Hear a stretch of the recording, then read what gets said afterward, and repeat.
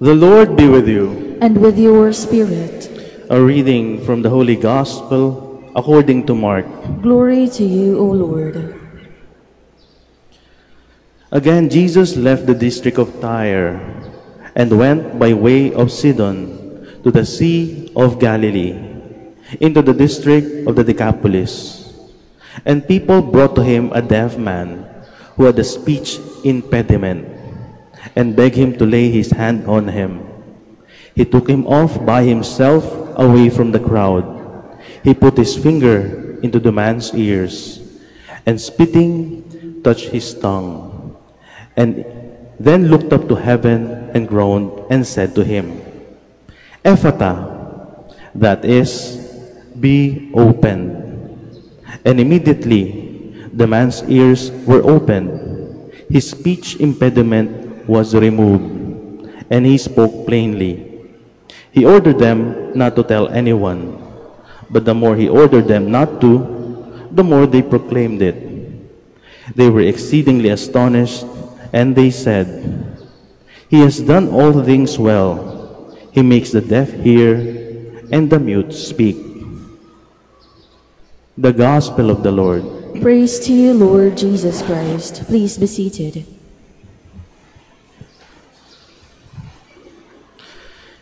Ilang buwan lang po ang nakakalipas, meron po akong nakausap na isang dalaga. Isang dalaga na umiiyak. Bakit siya umiiyak? Naimbitahan daw po siya sa isang sekta, simbahan na isang sekta ng kanyang pinsan. Nung sumama siya doon, siya po ay binasahan daw ng Biblia. Since hindi po niya alam kabisado ang Biblia, hindi po siya makasagot. Wala siyang masabi. Nung binasahan siya ng Biblia, natamemi siya, hanggang sa makausap ko, umiiyak. Alam niyo mga kapatid, napakarami pong Katoliko na ganyan. Hindi po ba? Pag tayo ang tinanong tungkol sa Biblia, hindi tayo makasagot. Pag binasahan na tayo ng bersikulo, wala na tayong masabi. Pero alam niyo mga kapatid, napakadali lang po ipaliwanag ang Biblia. Pag matandaan niyo po yung tatlong bagay na sasabihin ko sa inyo. Pag itong tatlong bagay lang ay natandaan niyo, kahit sinong pastor yan, kahit sinong ministro, kahit sinong nagsasabing eksperto siya sa Biblia, hindi po mananalo sa inyo. Sapagkat ang katotohanan ay nasa ating simbahan. Tatlong bagay lang po, simpleng-simple. Unang katanungan po, bago po tayo magbasahan ng bersikulo sa Biblia, kailangan po masagot ang katanungan, in one word, what is the Bible all about? Sa isang salita, tungkol saan nga ba ang Biblia? Hindi po ba? Dahil pag hindi po nasagot ng tama ang tanong na yan, ang aral ng Biblia, ang turo ng Biblia, kung saan-saan pupunta. Kaya ito po ang kailangan una nating malaman, tungkol saan nga ba ang Biblia. In one word, what is the Bible all about? Ang clue po natin dyan, na andun po sa two major divisions of the Bible. Hindi po ba? Ang ating Biblia ay nahahati sa dalawang bahagi. Kaya po yan nahahati sa dalawang bahaging iyan dahil ang Biblia ay tungkol dyan. Lumang tipan, bagong tipan. Old Covenant, New Covenant. Kaya po ang Biblia tungkol po sa tipan, tungkol sa pagkakipagtipan, tungkol sa covenant. Napakadali po, hindi po ba? Yan po ang unang bagay. Pangalawa, ano ba ang pakikipagtipan? Ano ba ang covenant? Ang pinakamagandang halimbawa po ng covenant, alam na alam ng karamihan dito, is the marriage covenant. Kasal. Di po ba? Ang kasal ay isang pakikipagtipan. Ano ba ang nangyayari kapag merong kasal? Di po ba? Merong isang binata, pupunta niya yung babae, siya ay makikipagkasal, pero hindi po natatapos doon. Hindi natatapos doon. Dahil yung babae, kukunin niya, isasama niya sa kanyang bahay, at sila ay magsasama ng maluwalhati. Kasal. Ano nangyari sa kasal? Merong dalawang tao, hindi magkaano-ano, hindi magkadugo. Pero pag sila ay kinasal, sila ay nagiging isa. Napakaganda po, hindi po ba? Ang buong Biblia po natin, yan ang kwento. Ang paghahabol ng Diyos sa tao. Habol ng Diyos sa tao. Gustong makipag-isa ng Diyos sa tao. Gustong makipagkasal ng Diyos sa tao. At yung kwento po na yan ay kwento ng bawat isa sa atin. Yan po ang gustong mangyari ng ating Diyos. Gustong makipag-isa ng Diyos sa bawat isa sa atin. Gustong-gusto ng Diyos makipagkasal sa bawat isa sa atin. Pero sabi nga po natin, hindi natatapos dyan sa kasal. Ano pa yung gusto ng Diyos? Gusto tayong dalhin sa Kanyang tahanan upang sa ating tunay na tahanan, doon tayo makakapiling ng ating Diyos. Pangalawang bagay, covenant. Ito po yung kasal, pakikipagkasal ng Diyos sa tao. Kaya po, andun na tayo sa pangatlong bagay. Kung ang Biblia ay tungkol sa pakikipagkasal ng Diyos sa tao, paano niya to ginawa? Question number 3. Paano niya to ginawa? At ito na po yung bagay na hindi natin dapat makalimutan. Ito po ay ginawa niya sa pamamagitan ng dalawang bagay. Sakripisyo at pagkain. Sacrifice and meal. Sa lumang tipan po, ganyan ang ginawa ng Diyos. Noong bayang Israel ay alipin sa Ehipto, ano ang ginawa nila? Sila ay nagsakripisyo ng tupa. At yung pagsasakripisyo nila ng tupa ay upang sila ay palayain mula sa pagkaalipin sa Ehipto. Pero hindi pa po doon natatapos ang kwento. Hindi po ba ang Israel ay ang people of God? Kaya hindi siya papayag no kanyang mga tao ay maging alipin sa isang bayan. Matapos silang iligtas, sila ay dadalhin sa lupang pangako. Kaya sa kanilang paglalakbay sa lupang pangako, dito na po makikita ang pagpapakain ng Diyos sa bayang Israel. Ang sakripisyo ay upang maligtas sila mula sa pagkaalipin sa Ehipto. Ang pagkain ay para sa kanilang paglalakbay hanggang sa makarating sila sa lupang pangako. At doon po sa lupang pangako, magsasama ng matiwasay ang Diyos at bayang Israel. Yan po yung sa lumang tipan. Kung yun yung sa lumang tipan, ano yung sa atin? Ano yung sa bawat isa sa atin? Ganon din po mga kapatid. Ang sakripisyo ng ating Panginoon ay ginawa niya upang tayo iligtas mula sa pagkaalipin sa kasalanan. At yan po ay ginawa ng ating Panginoon sa pamamagitan ng kanyang krus. Hindi po ba? At hindi po dyan natatapos ang kwento mga kapatid. Hindi lang po tayo iniligtas ng ating Panginoon dahil meron tayong gustong pagdalhan ng Panginoon sa atin. Hindi po ba? Kung ang mga Israelita niligtas sa Egypt, tapos dinala sa lupang pangako, tayo ganun din po.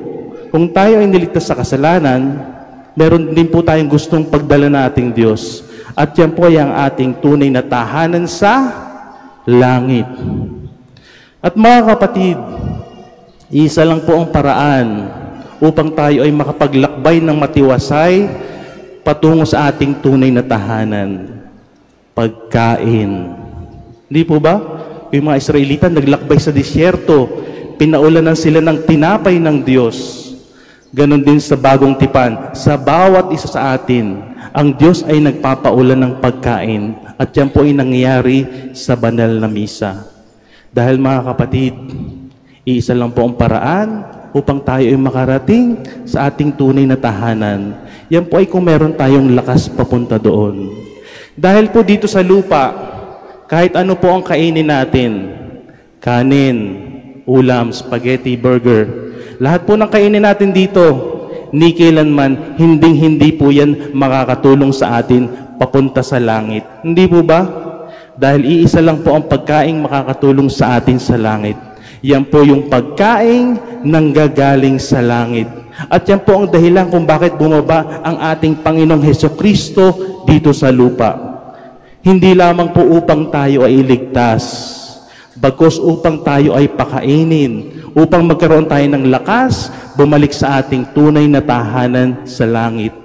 Kaya po sa banal na misa, pag benedisyon na po ng pari ang mga osya, ang banal na espiritu ay bababa, ang mga osya ay nagiging pagkaing nanggagaling pa sa langit. Pagkaing nanggagaling sa langit. Mas lalo na po mga kapatid, tayo ngayon ay nasa panahon ng paglalakbay. Bawat isa sa atin, gaya ng mga Israelitang naglalakbay sa disyerto, bawat isa po sa atin ay nasa proseso ng paglalakbay. At iisa lang po ang gusto ng Diyos na puntahan natin, ang ating tunay na tahanan sa langit. Kaya mga kapatid, ang tanong po dito, kung tayo po hindi nakakapagsimba ng linggo-linggo, ang tanong, anong lakas ang gagamitin natin pabalik sa langit? Hindi po ba? Kung yung mga Israelita sa kanilang paglalakbay sa disyerto, isang buwan hindi binigyan ng pagkain, magsusurvive ba sila sa kanilang paglalakbay? Hindi po. Ganon din po tayong mga Kristiyano. Pag hindi po tayo regular nagsisimba linggo-linggo, hindi po magsusurvive ang ating kaluluwa sa paglalakbay. At ito pong dalawang bagay na ito, ang sakripisyo at pagkain, ay hindi po natin pwedeng makalimutan. Hindi, mas lalo na pag tayo ay nagpupunta sa ating mga simbahan, sa ating mga kapilya. Bakit? Dahil po sa lahat ng ating simbahan, sa lahat ng ating kapilya, ito po ang sentro, ang sakripisyo at ang pagpapakain ng ating Panginoon. Bakit? Hindi po ba? Sa gitna ng ating simbahan, laging naandyan ang krus ng ating Panginoon at ang altar ng ating Panginoon. At kung tatanungin po tayo, ano ba ang pinakamahalagang selebrasyon natin sa ating simbahan sa buong taon? Ano nga ba? Ano po ang pinakamahalagang selebrasyon natin sa buong taon? Baka iniisip niyo po, Pasko kasi masaya. Hindi po. Higit na mas mahalaga po ang Paschal Triduum, ang Holy Week. Dahil na andito po natin ginugunita ang sakripisyo at ang pagpapakain ng ating Panginoon. Kaya hindi po natin pwedeng makalimutan tuwing Holy Week. Ang sakripisyo ng ating Panginoon, ginugunita natin tuwing Good Friday. At ang pagpapakain ng ating Panginoon, ginugunita po natin tuwing Holy Thursday, dahil dito po nangyari ang Last Supper. Kaya mga kapatid, ganyan lang po ang pagpapaliwanag ng Biblia. Hindi po ba? Tatlong bagay lamang. In one word, what is the Bible all about? It's all about the covenant. Ano po, pangalawang tanong, ano ang pinakamagandang halimbawa ng covenant? Marriage covenant, ang pakikipagkasal ng Diyos sa bawat isa sa atin, ang pakikipag-isa ng Diyos sa bawat isa sa atin. At yung pangatlong tanong po, paano niya ito ginawa? Sa pamamagitan ng kanyang sakripisyo at ng kanyang pagpapakain, sacrifice and meal. Kaya po nga kapatid ko, ang buong Biblia po natin ay tungkol dyan. Ang simpleng tanong, paano ba natin to maisa sa buhay? Yan po ay maisa sa buhay natin kung magiging bahagi po natin ang dalawang sakramentong ito. Ang kumpisal at ang banal na misa. Dahil po sa kumpisal, dito natin tinatanggap ang kaligtasan mula sa kasalanan. Hindi po ba? Dahil dito natin tinatanggap ang kapatawaran ng kasalanan. Sa sakramento ng kumpisal. Gayun din naman po sa banal na misa, dito natin tinatanggap ang katawan ni Kristo, ang pagkaing nagbibigay ng buhay na walang hanggan. Kaya po sa ating buhay, yan po ang sinasabi ng buong Biblia, upang mapanatili po natin ang ating pakikipag-isa sa ating Diyos, ang ating pagkakasal sa ating Diyos, dapat po bahagi ng ating buhay ang sakramento ng kumpisal at ang sakramento ng banal na misa. Yan po ang tamang pagsasabuhay ng turo ng Biblia. Pag po kung anumang pong turo ay lumayo dyan, maling-mali po ang kanilang tinuturo. Kaya mga kapatid, ngayon din po, September 8, alam naman po siguro natin, birthday ni Mama Mary. Birthday po ni Mama Mary, pero tayo po ang hihingi ng regalo sa Kanya. Mas lalo na po na andito tayo sa Kanyang dambana. Pero mga kapatid, ang hilingin po natin sa Kanya ay yung pinakamahalagang regalo. Ang regalo na naging matibay ang ating ugnayan sa ating Diyos. Yun po sana ay panalangin natin bago po tayo humiling ng kung ano-ano pong bagay. Yan po sana ang unahin nating hilingin ngayong araw ito sa kaarawan ng ating mahal na ina. Ang pananatili ng ating pakikipag-isa sa ating Diyos na sana po sa ating buhay, regular po tayo nakakapagkumpisal at nang sa gayon ang biyaya ng kaligtasan na ibinibigay ng ating Panginoon mula sa Kanyang krus ay lagi nating matanggap. Gayun din naman po ang biyaya na tayo ay talagang makapagsimba linggo-linggo. Dahil dito po binibigay ng ating Panginoon ang Kanyang katawan, ang pagkaing nagbibigay buhay. Ngayon po baka sabihin niyo, regular naman ako nag-uumpisal. Linggo-linggo naman ako nakakapagsimba. Ang hilingin naman po natin mga kapatid ay hindi na po para sa ating sarili. Ibig sabihin po, dapat yung biyaya na tanggap na po natin, hindi po manatili sa atin. Kaya sana po ang i-request natin kay Mama Mary na regalo, ay ipanalangin po natin yung ating mga mahal sa buhay. At least isa po, meron ba akong kapamilya na nalalayo na sa ating Panginoon? Meron ba akong mahal sa buhay na hindi na nangungumpisal, hindi na nagsisimba linggo-linggo?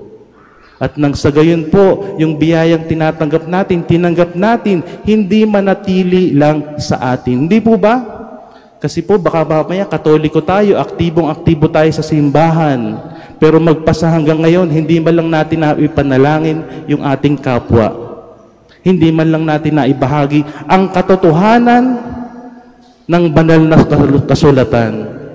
Kaya ngayon po, kung tayo po yung nakakapagsimba na linggo-linggo, regular na nakakapagkumpisal, ang ipanalangin naman po natin, ang hingi natin ng regalo sa ating mahal na ina. Simulan po natin sa ating mga mahal sa buhay na nalalayo na sa ating Panginoon.